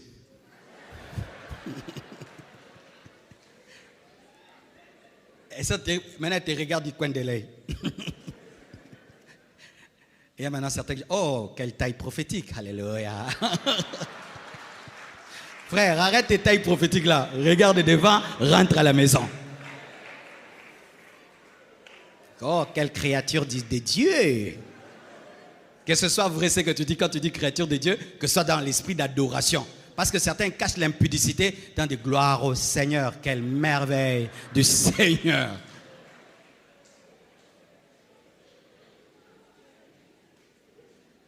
Les yeux, l'oreille, la bouche, n'est jamais mentir. La Bible dit que celui qui se sanctifie en parole est un homme parfait. Celui qui ne bronche pas en parole est un homme parfait. Est-ce que tu mens toujours? Est-ce que tu insultes toujours? Est-ce que tu te querelles toujours? Dans ta bouche, est-ce qu'il y a l'alcool qui entre, la cigarette? Ta bouche, est-ce que tu as la sanctification de ta bouche? Certains chrétiens, ils ne mentent plus, mais ils sont dans les demi-vérités. Demi-vérité. Quelle est la demi-vérité? Tu es venu à l'église, c'est vrai. Mais avant l'église, tu es passé chez ton copain. Tu quittes chez vous, tu passes chez ton copain, et puis tu viens à l'église. Après l'église, tu passes chez ton copain, et puis à la maison. Et puis ta maman te dit, tu viens d'où? Je viens de l'église. Est-ce que tu as menti? Est-ce que tu as tout dit? Demi-vérité. Les chrétiens sont devenus des champions. Et ils te disent, est-ce que tu m'avais demandé? Je ne t'ai pas dit parce que tu ne m'as pas demandé. On a maintenant la sagesse, on appelle ça la sagesse d'Abraham, la sagesse de David. Abraham avait dit que sa femme, c'est sa sœur. Vous voyez, c'est vrai, c'était sa sœur, mais ce qu'on voulait savoir, c'était pas si c'était sa sœur, si c'était sa femme. Mais lui dit, c'est ma sœur. Comme David s'est fait passer pour un fou pour se sauver. Maintenant, il a la sagesse de David, la sagesse d'Abraham. Ta bouche, est-ce que tu insultes? Quand tu parles, est-ce que tu parles avec pureté? Tu parles avec vérité? Jésus, lorsqu'il parlait, il disait, en vérité, je vous le dis, où tu as 2 paroles, 3 paroles, tu changes. Tu as des versions, et des versions. Il y a des chrétiens comme ça, il a des versions, il y a des versions. Tu le confrontes là, la version change encore.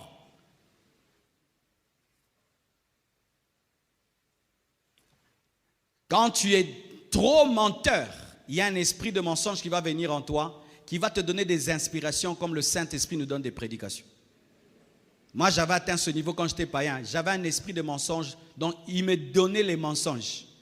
Et quand je te mens trop bien, que quand je viens te dire la vérité, tu refuses la vérité tellement que le mensonge était beau. Et il y a des gens comme ça, hein, ils te mentent, ils te regardent. Il te ment, il te regarde, il trouve les mots, il peut même pleurer. Il pleure, il se jette par terre, mais il sait qu'il ment. Tu n'as pas la sanctification de la langue. Les gens qui fument, vous n'avez pas la sanctification du nez. Oui. Les gens qui fument la cigarette, vous n'avez pas la sanctification de l'odorat. Les gens qui sont dans la cocaïne, qui sniffent la drogue, n'êtes pas dans la sanctification de l'odorat. Et d'autres, c'est le toucher. Tu pèches par le toucher. tu ne sais pas contrôler ton envie de toucher. Et j'en profite pour dire à l'église, quand on est chrétien et qu'on est fiancé, on ne se touche pas avec érotisme. Alléluia. Tu peux toucher seulement le dos. Shalom ma sœur. Ou les mains.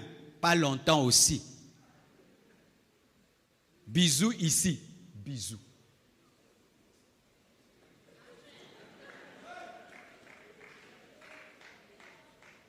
Oui. Le toucher. Le toucher. Tu dois te sanctifier dans ta manière de toucher. C'est pourquoi même quand un homme de Dieu impose les mains aux femmes, il doit le faire avec pureté. Moi, je suis contre ces impositions-là. Tu touches les femmes d'autrui, les enfants d'autrui. Non, non, on touche bien. Alléluia. Tu touches sur la tête. Ce n'est pas parce que quelqu'un a mal à la poitrine que tu dois imposer la main à la poitrine. Ah, oh, je sais ce que je dis. Je sais des choses qui se passent, que les jeunes font. Moi, je ne crois pas en des communions fraternelles, des frères et des sœurs qui se serrent dans les bras. Non. Naza villageois, Mouyaka. Je refuse ça. Les églises modernes, des frères et sœurs qui se serrent dans les bras après. Oh, il y a longtemps, tu m'as manqué. Je suis content de te revoir à Alpha. Non, non, non, non, non, non, non. Donne-moi la main, hein. Il me reste 5 minutes. Des frères et sœurs qui vont dans des fêtes et puis vous dansez à deux et le frère te touche aux hanches. Non, ça c'est le monde dans l'église. Les hanches, c'est déjà une partie sexuelle. Ayuma, nandimi nazananga, yuma, yuma ba yuma yaba, yuma, nandimi ki yuma nanga. Comment toi tu vas toucher une sœur comme ça, aux hanches, vous dansez? Péché, péché, mondanité dans l'église, mondanité. Et d'autres même, ils s'échangent des femmes. Hey, essaye, je vais te maudire. Ils s'échangent des femmes, tu prends sa femme, tu danses avec elle. Hey, ya, ya, ya, ya. Chier. Toi, tu touches mon blanche comme ça, vous dansez. Hey. Le feu d'Élie va descendre, va te brûler. Et toi, tu laisses ta femme là, quelqu'un est en train de danser avec elle, il touche comme ça. Oh, libala, libala. Ça, c'est libala, libala. Libala, libala avec ta femme. Des fiancés aussi, vous ne faites pas ça. Vous n'êtes pas mariés. Vous êtes en train de vous créer des problèmes parce que vous faites semblant, vous sentez des choses.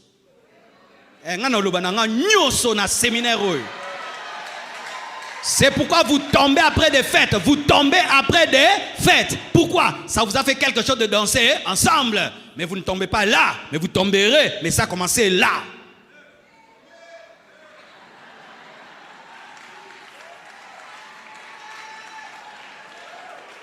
Non. Chacun danse pour lui. Nous dansons pour Jésus, non? On danse pour Jésus. Pourquoi on doit se toucher? Pourquoi on doit se toucher les hanches pour danser pour Jésus, vraiment? C'est pourquoi même, ça je dis encore, il y a un truc qui se passe au Congo, on n'est plus en train de voir ça. C'est comme si le monde a changé. La manière dont vous êtes sur les motos avec les filles. Moi, vous savez, je ne suis jamais monté sur une moto. Depuis que ce phénomène a commencé, jamais. Mais tu vois, wewa, fille, garçon.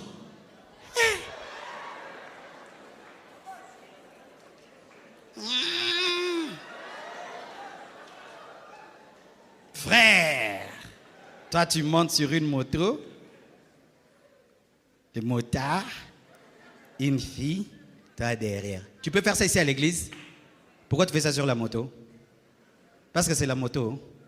Il y a un garçon dans cette église, j'ai aimé sa sincérité. Il m'a dit, pasteur, une fois je suis monté, après j'ai connu une éjaculation. Il m'a dit ça.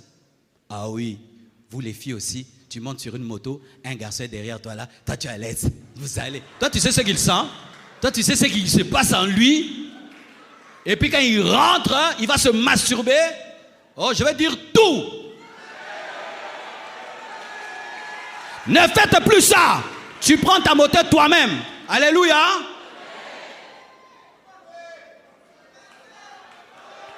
Le toucher, le toucher. Mes frères et sœurs, ces choses-là, faites ça dans un pays musulman, ça n'existe pas. Ça n'existe pas. Ça n'existe pas. Nous, les pays chrétiens, on fait ça. À Dubaï, il y a ça. Dans les pays musulmans, il n'y a pas ça. Il n'y a pas ça. Mais on dit, ils prient à Allah. Il n'y a pas ça. Jamais tu vas voir une femme musulmane faire ça. Mais les chrétiennes font ça. Avec leurs fiancés, avec des inconnus. Le péché, c'est le péché. Nous, quand on grandissait dans le Seigneur, on te voit seulement après le culte. Tout le temps avec une sœur. Et on te convoque. Qu'est-ce qu'il y a? Vous tout le temps à l'heure. Tu veux l'épouser? Non. Qu'est-ce qu'il y a? Laisse-la qu'elle soit la sœur de toute l'église. Toi, maintenant, dans l'église, tu as fait bouée à une sœur. Bouée, c'est ta sœur. Pas de projet de mariage ni rien. Ta sœur. Seulement vous deux. Et vous causez sans respecter le périmètre cellulaire. Oui, ça aussi. On ne cause pas comme ça. Non. On cause comme ça. 1 mètre de distance. Moi, j'aime pas les filles qui viennent causer avec quelqu'un. Tu viens trop haut. Quoi? Tu recules. Toi, tu viens. Pourquoi? Mais oui, ça fait partie de la vie de sainteté. Les Wesley, les Finney, tous ces hommes qui ont bougé le monde, les Verneaux, ils étaient comme ça. Nous, maintenant, on joue avec le mal, on joue avec le péché. On est devenu un christianisme moderne. C'est pourquoi on n'a pas de puissance. À peine converti, déjà, tu perds l'onction, tu perds tout.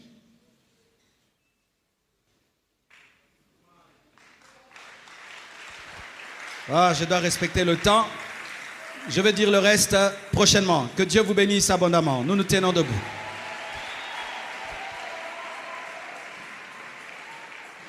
J'irai là-bas parmi les anges.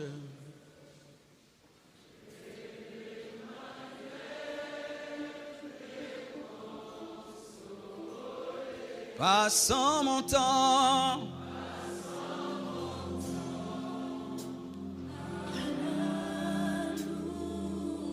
Dire à Jésus, un grand merci. Commence à prier pour ta sanctification. Commence à prier pour ta sanctification. Commence à prier pour ta sanctification. Commence à prier pour ta sanctification.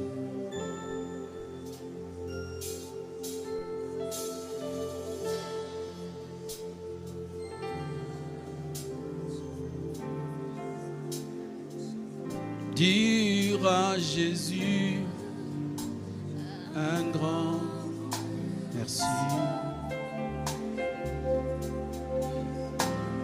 Ce message t'a touché, tu as besoin de l'aide de Dieu.